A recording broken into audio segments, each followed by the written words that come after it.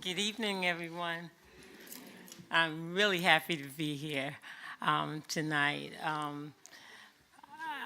As Peter can tell you, I've probably been thinking a lot about the questions and preparation for this event. The first question on what gives my life meaning, it's my family and it's my faith in God. I have to say that I've always been a very happy child. I grew up in the projects in East Baltimore, Lafayette Courts, and I'm telling you, I thought I lived the richest life that you could ever live. I remember telling my father, I am so glad that we're rich. And he said, and my dad was a barber, and he said it made him feel like $1 million. Later in life, of course, I found out we weren't. But truly I am, but rich in blessings and love. It was four of us. My oldest brother is here, my youngest brother is here. My sister passed 20 years or so ago. But we always were cheerleaders for each other. And my mother and father, they just said, you guys always stick together. And I really thought the rest of the world was like that until I, grew up and found out that people were not so cheerleaders of one another. So I was very fortunate to marry into the same kind of family that I came from. And I'm telling you, that's a blessing.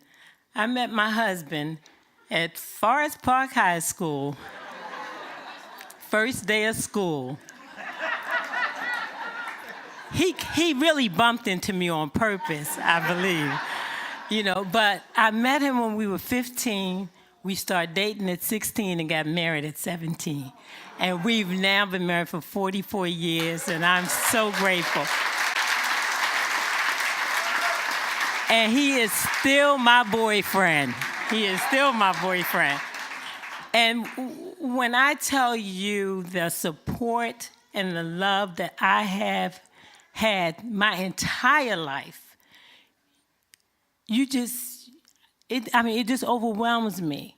So we have continued it into our children's lives. We have two very wonderful men that we've raised, and they have their families, and our family continues to grow.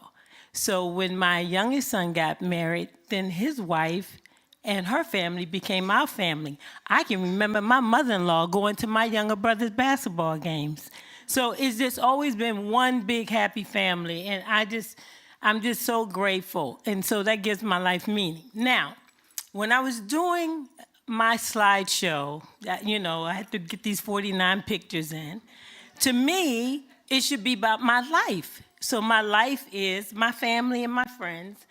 But then my family and friends and colleagues said, well, it's about your work too, because, if you spend 18 hours on a set every day in rain, sleet, hail, snow, and mud, that's part of your life too. But so I struggled with that.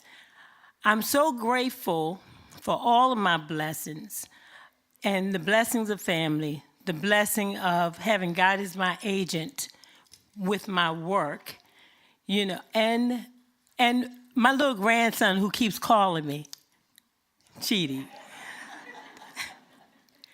So I just have to say, it's my faith in God, my family, and my friends who all have been my extended family.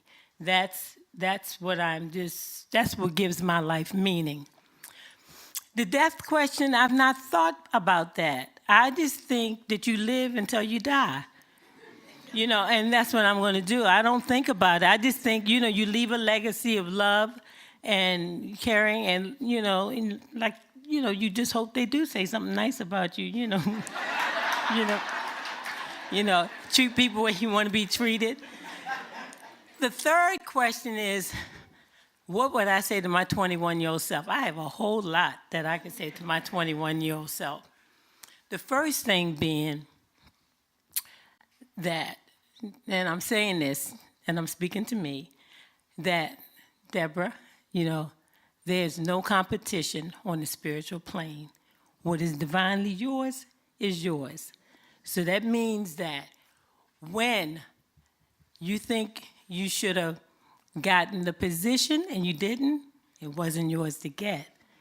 Okay, and if you can walk away knowing that there's something bigger and better for you, then you can never be disappointed. So I don't compete. I just want what's divinely mine. Okay? The next thing is understand that things happen for you and not to you. So, a lot of times we can think we're in a situation or have a circumstance and something is happening. Why is this happening to me? It's not happening to me. It was happening for me. And if you can get that down inside of you, then you'll know that whatever you're going through, it is going to be something that's going to help you in the long run in your life. The next thing is that you have to, let me go back. My last point is that when you lose your temper, you lose your power. And if you understand that inside of you, we have the same power that makes grass grows, you will not squander it. And you just have to be grateful to use it in the right way and not let anybody take your power away from you.